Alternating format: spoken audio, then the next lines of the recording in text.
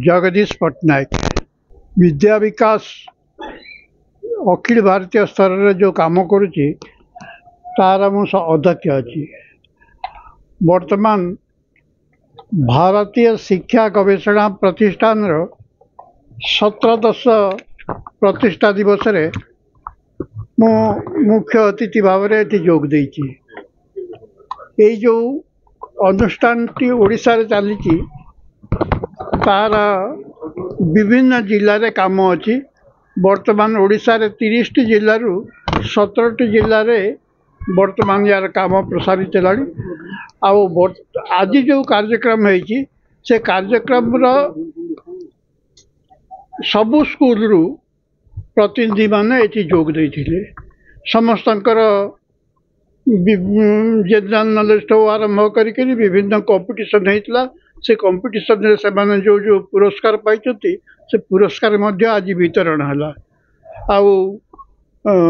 ये जो अनुष्ठान टी अच्छी यार मुख्य उद्देश्य है जे भारत रे केमती सब आमर जो भविष्य नागरिक आसुच्चंती से माने भारतीय संस्कृति और परंपरा आधार रे गढ़ा हेबे सेइथिपाई काम करिवो।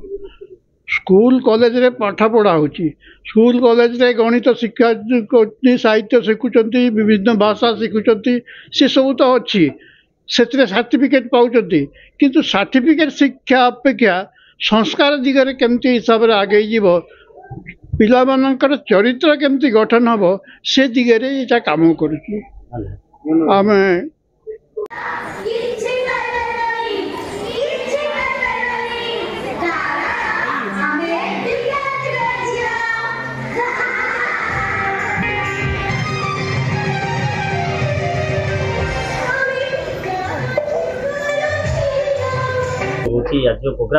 मुझे भारतीय शिक्षा और गवेषणा प्रतिष्ठान राज्य साधारण संपादक विष्णु प्रसाद आचार्य। सर कौन आज मुख्य आलोचना यहाँ आज सप्तदश प्रतिष्ठा उत्सव जो थे कि भारतीय शिक्षा और गवेषणा प्रतिष्ठान मार्गदर्शन ओडिशा विद्यालय चली शिशु विकास विद्या मंदिर तार पिला मानकर अंतर्निहित गुणावली विकास करवा प्रतिभा को लोकलोचन आनिबा यह आम लक्ष्य थिला। ओडिशार सबु विद्यालय पिला माने आसिक सांस्कृतिक कार्यक्रम करथिले। केवल सांस्कृतिक कार्यक्रम करनथिले आमे तांको कहिथिलु थीम बेस कार्यक्रम जो गुडाक समाज रे हमर घटुची ताकू आमे लोकलोचन आनिबा। स्वच्छता पर्यावरण भ्रूण हत्या नारी निर्यातना यही सब उपरे बापा उपरे माँ उपरे सब पिला सांस्कृतिक कार्यक्रम करछंती जहाँद्वारा गोटे समाज को मेसेज जीव जे पिला माने यही सब जिनस करछंती ता प्रति लोक सचेतन हेबे।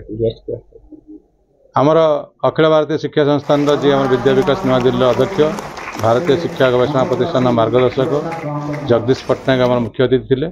केंद्र शिक्षा नीति जो बदलिला आपणकर जो गवेषणा चली आमे ताको स्वागत करुचु। आमे जेते बळे इंट्रोड्यूस हबो आमे ताको स्वागत करुचु। जातीय शिक्षा नीति निश्चित रूपे पिला माना पई बहुत बड़ पदक्षेप एटा हेची। बहुत दिन पर परिवर्तन हेची। आमे ताको स्वागत करुचु जातीय शिक्षा नीति को।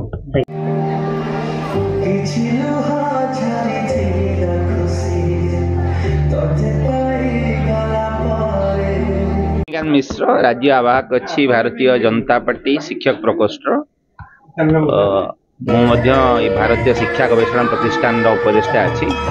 आज भारतीय शिक्षा गवेषणा प्रतिष्ठान 17तम स्वर्णक्षेत्र दिवस थिला। आम पिला मानू साहित्य संस्कृति सब जिनस शिखेवा सहित चरित्र गठन एवं श्रृंखला ये विषय आम ध्यान दौ। भारतीय संस्कृति केमती से शिखिबे नैतिकतार आधार मूल्यबोध आधार से जीवन गठन करेंगे।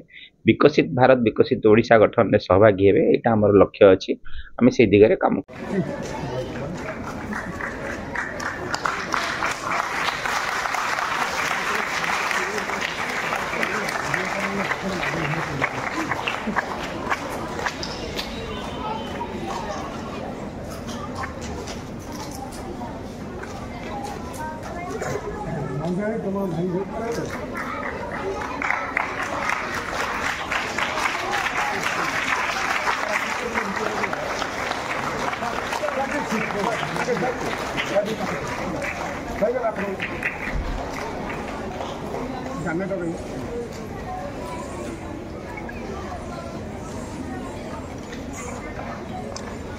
ଗବେଷଣା ପ୍ରତିଷ୍ଠାନର ରାଜ୍ୟ ସମ୍ପାଦକ ଅଛନ୍ତି।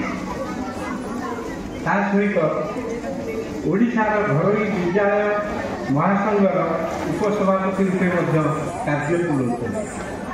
କେବଳ ସେତିକି ନୁହେଁ, ଓଡ଼ିଶାରେ ଯେଉଁ ମେଧାବୃତ୍ତି ପରୀକ୍ଷା ହେଉଛି ସେ ପରୀକ୍ଷାର ସେ ମଧ୍ୟ ଚେୟାରମ୍ୟାନ୍ ଅଛନ୍ତି।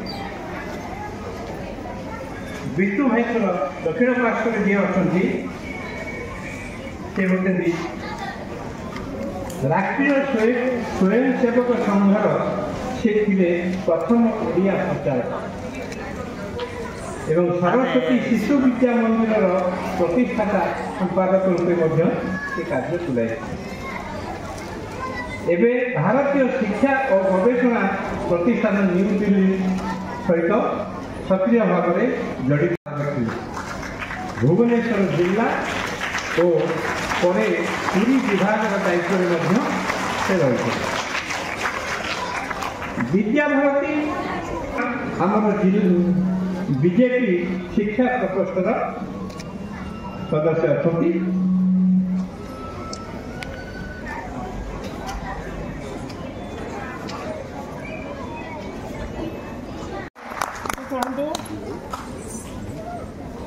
शिशु विकास विद्यामंदिर सभापति जगत सिंह बोध प्रधान अनुरोध कर मंच पर आसी पुरस्कार ग्रहण करना।